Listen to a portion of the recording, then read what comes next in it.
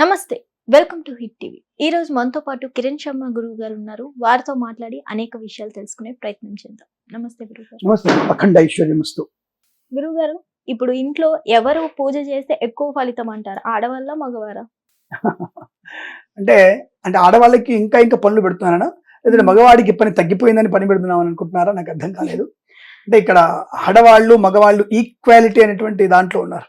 So నేను ముందుగా ఏంటంటే సరే పూజ ఎవరు చేస్తారు పక్క పెడదాం మనం. సో ఈక్వాలిటీ అనేటువంటి భావనకి అర్థం ఏంటో నాకు అర్థం కాలేదు ఇప్పటికి కూడా. నేను అన్నం వండుతున్నాను, నువ్వు కూరగాయలు తరుగు, నువ్వు పప్పు వండుతున్నాను, పోపు చేయి, తాలింపు వేయి, నేను బట్టలు ఉతాను, మడత పెట్టు. ఇది ఈక్వాలిటీ కాదు, అది that is responsibility. Equality where, responsibility where. భర్త 70% కష్టపడి వస్తున్నప్పుడు 30% భార్యని పూర్తిగా అర్థం చేసుకోగలిగేటువంటి వ్యక్తిత్వాన్ని ఇవ్వాలి. 70% భార్య బయటికి వెళ్ళి కష్టపడుతున్నప్పుడు 30% ప్రేమని భర్త అందివ్వాలి, భార్య అందివ్వాలి. అంటే 70-30 మోడీలో ఉండాలి మనం. అంటే ఒకరినొకరు గౌరవించుకోవడం, వాళ్ళు చేసేటువంటి 70 పనిని 30% అప్రిషియేట్ చేయడం, 30% అప్రిషియేట్ చేయడం. అది చేస్తే ఇద్దరి మధ్య ఈక్వాలిటీ పెరుగుతుంది. వాళ్ళు ఇద్దరు కష్టపడుతున్నారు, పెరుగుతున్నారు. ఈ ఇద్దరు కష్టపడడం అనేది నాకు అర్థం కాని విషయం. మనము ఖర్చుల కోసం పెంచుకోవడానికి, సమాజంలో మనం గొప్పవాళ్ళని ప్రూవ్ చేసుకోవడానికా, లేదా మీ ఇద్దరు జీవితాన్ని ఆనందంగా పెట్టుకోవడానికి నాకు అర్థం కాలేదు. అంటే సరైనటువంటి ఒక పరిక్రమణ లేదు మీకు, అంటే ఒక జీవన పరిక్రమణ సరిగ్గా లేదని నాకు అనిపిస్తోంది. కాబట్టి ఈక్వాలిటీ కోసం కన్నా రెస్పాన్సిబిలిటీగా బతికే ప్రయత్నం చేస్తే అద్భుతమైనటువంటి మీకు జీవన సాఫల్యత బాగా ఉంటుంది. పిల్లల్లో కూడా ఐక్యత పొందుకునే ప్రయత్నం. పిల్లల్ని మనం ఎక్కడ కూడా సరైనటువంటి పెంపకంతో పెంచలేకపోవడం వల్ల, మీరు బాగా చూడండి, 2 సంవత్సరాల పిల్లల్ని మీకు దాంట్లో పడేస్తున్నారు. ఏదో అంటారు కదా దాన్ని, హాస్టల్ లాంటిది, కిడ్స్ని దాంట్లో పడేస్తారు. దాన్ని ఏమంటారు, దాని పేరు ఉంది ఇంగ్లీష్లో తెలియదు, దాంట్లో పడేస్తారు తీసుకెళ్ళి. అంటే వాళ్ళు యూకేజీ, ఎల్కేజీ, నర్సరీ, ఇంకా వాళ్ళని ఇంకా రోజు పుట్ట తెలిసి రేపు 2 నెలల తర్వాత 20 ఏళ్ళ తర్వాతనో 2 నెలలకే మీరు పిల్లల్ని దాంట్లో పడేస్తారు తీసుకెళ్ళి. క్రష్లో అంటారు దానికి, క్రష్ అంటారు దాని, క్రష్ దాంట్లో పడేస్తారు మీరు. అంటే ఇక్కడ ఏమవుతుంది, మనం చూసాం ఒక దుర్మార్గురాలు ఆ పిల్లని, 2 ఏళ్ల పిల్లల్ని కొట్టి దాన్ని కింద పడేసి చూస్తుంటే అది ఆడ మనిషి నాకు అర్థమైంది. అది దాన్ని అక్కడే కాల్చి పడేయాలి మనం, అక్కడే మనం ఒక పిస్టల్తో కాల్చి పడేయాలి అటువంటి వాళ్ళని. ఆ పిల్ల వయసు ఎంత ఏడిపిస్తుంది పిల్లని కదా, ఏడిపించేది పిల్లలు. పెద్దోళ్ళు ఏడిపిస్తారా? మరి ఏమన్నా పెద్దోళ్ళు ఏడిపించేది అలా ఉండదు. పెద్దోళ్ళు ఏడిపించేది రేపులు చేసి, మర్డర్లు చేసి, అదే ఏడిపించడం వేరు. కానీ ఆ చంటి పిల్ల ఏడ్చేది దేని గురించో, చాక్లెట్ గురించో, అమ్మ గురించి ఏడుతుంది. నీకు ఇచ్చిన పని ఏంటి? నీకు జీతం ఎందుకు ఇస్తున్నారు? దరిద్రపు దానా, నీకు జీతం ఎందుకు ఇస్తున్నారు? నీకు ఆ పిల్ల కొట్టడానికి జీతం ఇస్తున్నారా? అంటే ఇక్కడ తప్పేవరిది? అసమర్థులైనటువంటి ఈక్వాలిటీ అనేటువంటి పేరుతో ఇద్దరు కలిసి క్రష్లో పడేటువంటి తల్లిదండ్రులది. అది దౌర్భాగ్యం. అది ఎవరు పోనాడు పనికి? నిన్ను, నీ పిల్లల్ని ఆప్యాయత ఎక్కడుంది మీకు? ఈ క్రష్లో ఆయాలతో పెరిగిన పిల్లల వల్ల ఈ ఆయాల పని ఎంత ఉంటుంది బుద్ధి వాళ్ళది. ఆ పిల్లల్లో ఏమొచ్చింది అది తిందామా, పిల్లలు ఇది వచ్చింది ఇది తీసుకుందామా, పిల్లలు ఇంకోటి నా కొడుకు తీసుకెళ్ళిపోదామా, జీతం ఎప్పుడు వస్తుంది వీడికి పెడితే అనేటువంటి భావనతో వాళ్ళు ఉద్యోగస్తులు, వాళ్ళకి ఉద్యోగ జీతమే. ఆ జీతం తప్ప ప్రేమతో ఎందుకు పెంచుతారు పిల్లల్ని? ఒకవేళ వాళ్ళ భుజం మీద వేసుకొని లాలించి పాలించినా వాళ్ళ బుద్ధులు వీళ్ళకి వస్తాయి తప్ప నీ బుద్ధి ఎందుకు వస్తుంది? Nothing but DNA. అది దట్స్ కాల్డ్ డిఎన్ఏ. అంటే ఫిజికల్ డిఎన్ఏ. లోపలికి వచ్చే డిఎన్ఏ వేరు, ఇక్కడ ఉండే డిఎన్ఏ వేరు. వాళ్ళతో పెరిగిన తర్వాత వీళ్ళకి అమ్మ మీద ప్రేమ ఎందుకు ఉంటుంది? పెద్దగా అయిన తర్వాత మా అబ్బాయి అండి అసలుతో మాట్లాడండి, మా అమ్మాయి అండి అసలు తండ్రి అంటే పట్టించుకోదండి. నేను పట్టించుకోవాలి, నేను ఎవరు పట్టించుకున్నావు? నువ్వు పట్టించుకున్న వాళ్ళు ఏమన్నా? ఒకటి యూకేజీ, ఎల్కేజీ, నర్సరీ అంతా ఆయాలతో పెరిగారు. ఫస్ట్ క్లాస్ సరికి వచ్చింది, 3ంటికి వస్తారు, 3ంటికి వ్యాన్ డ్రైవర్ తీసుకొస్తాడు. వాడు ఆ పిల్లని రేప్ చేశాడా, ముద్దు పెట్టాడా, ఎక్కడెక్కడ తప్పుడు దగ్గర టచ్ చేశాడో తెలియదు మనకి. ఆ పిల్ల చెప్పుకోలేదు, ఏడవలేదు.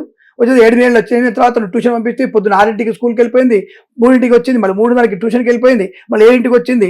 7 తర్వాత మీ ఇద్దరు కొట్టుకుపెట్టేసరికి మీకు చూసింది, 9 దుబ్బి తిన్నారు, పడుకున్నారు, అయిపోయింది, పొద్దున్న లేచి వెళ్ళిపోయింది. మీతో అటాచ్మెంట్ ఏది? ఎప్పుడు మాట్లాడింది మీతో వాళ్ళు? అంటే వాళ్ళ లైఫ్ కోసమే కష్టపడతాం. ఏది తర్వాత వాళ్ళ కష్టపడరు కదా, అయిపోయి వదిలేసేయండి. మరి వాళ్ళ గురించి మా అబ్బాయి పట్టించుకోవట్లేదండి, మా అబ్బాయి మాట వినట్లేదండి, మా అమ్మాయి ఎటో చెప్పినట్టు వినట్లేదండి అనుకోవద్దు మీరుగా. అంటే మీకేంటి, ఉద్యోగం అనేటువంటి బాధ్యతలో మీరు బాధ్యతను మర్చిపోయారు. ఉద్యోగం అనే బాధ్యతలో నిజమైన బాధ్యతను మర్చిపోయారు. మీతో పిల్లలతో ఉన్నటువంటి అవినాభావ సంబంధాన్ని, ప్రేమను, ఆప్యాయతలన్నీ పోగొట్టుకున్నారు. అలా పోగొట్టుకున్న వాళ్ళందరూ కూడా ఇప్పుడు ఉమ్మడి కుటుంబాల్లో లేరు ఎవరు కూడా. ఇటువంటి ప్రభావం చేత, అంటే ఈ తల్లిదండ్రులు యూకేజీలోంచి క్రష్లలో వేయడం. తల్లి అనే వ్యక్తి ఏమంటారంటే, ఆడవాళ్ళు ఎవరొకళ్ళు ఉద్యోగం చేయండి, ఒకళ్ళు ఇంటి నుంచి ఉద్యోగం చేసే ప్రయత్నం చేయండి, ఇంకా వేరే రకమైనటువంటి సంపాదన. మళ్ళీ ఎంటర్ ఏమంటారు అంటే, ఆడవాళ్ళు మీరు ఉద్యోగం చేయొద్దు అంటున్నారా? ఇది ఒక ఈక్వాలిటీ. మళ్ళీ అరే, ఉద్యోగం కన్నా ఇల్లు అనేటువంటి బాధ్యత నీ మీద ఉంటుంది. ఎందుకంటే ఆడపిల్లకి సహనం ఎక్కువ, మగవాడికి సహనం తక్కువ. అది నేచర్ ఇచ్చినటువంటి తత్వం. ఏం చేద్దానికి ఆడపిల్ల వంట చేస్తే టేస్ట్గా ఉంటుంది, మగవాడు హోటల్లో చేస్తే టేస్ట్ ఉంటుంది. ఎందుకంటే వాడు హోటల్లో ఉమ్మేసి తుమ్మేసి ఇంకా పెడుతుంటుంది కాబట్టి అది టేస్ట్గా ఉంటుంది. మనకి ఇంట్లో ఆడపిల్ల చేస్తే టేస్ట్ ఉంటుంది.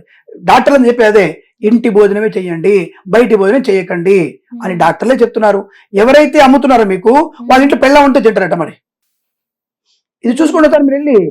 అంటే మీకు ప్రేమ ఆప్యాయతలు పోగొట్టుకొని, ప్రేమలు లేకుండా పిల్లల్ని ఆ క్రష్లలో దాన్ని పెంచిన తర్వాత ప్రేమ ఆప్యాయతలు పోయినాయి. మరి ఈక్వాలిటీ ఎక్కడ కావాలి? ఈక్వాలిటీ ఆ పిల్లల్ని ప్రేమ ఎక్కువ ఉంటుంది, ఎక్కడ ఉంటుంది మనకి? కాబట్టి ఈ విషయాన్ని అర్థం చేసుకోగలిగితే మీకు చాలా మంచి అదృష్ట యోగాలు బలంగా ఉంటాయి.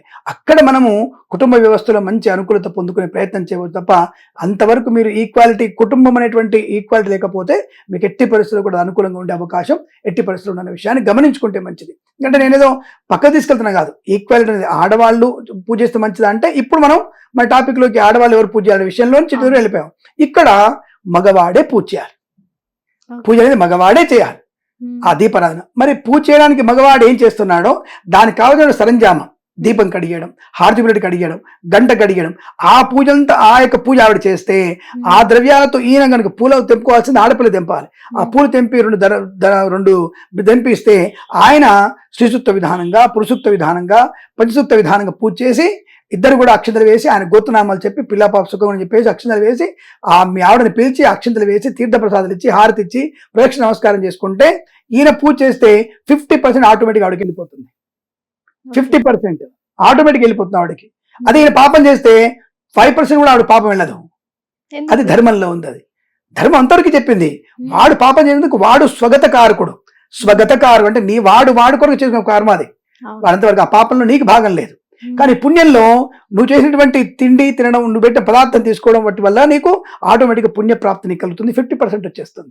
కానీ ఇంట్లో దీపారాధన చేయాల్సిన మగవాడే, ఆ దేవుడి పడాలు తుడవాల్సిన మగవాడే, శుభ్రం బట్ గది శుభ్రం చేయాల్సింది, పాత్ర కావాల్సింది ఆడపిల్ల.